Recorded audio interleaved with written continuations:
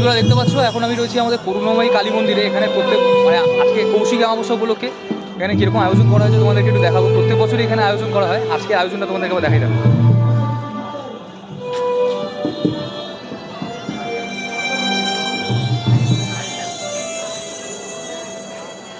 উপরে গানের অনুষ্ঠান হচ্ছে দেখতে পাচ্ছ, এখানে লোকজন বসে দেখছে আর এখানে লাইন পড়েছে। প্রত্যেক বছর এরকম লাইন পড়ে। আর এই যে পাশে 12টা শিব মন্দির, সুন্দর লাইটিং দিয়ে সাজিয়েছে।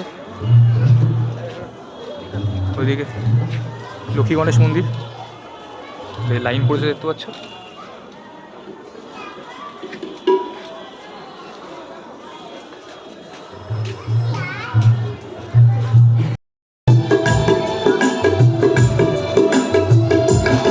দেখতে পাচ্ছ মায়ের মন্দিরের ভেতরে পুজো চলছে।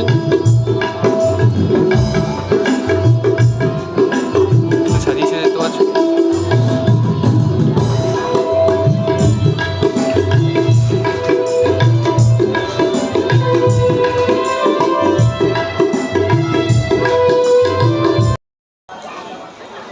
हाँ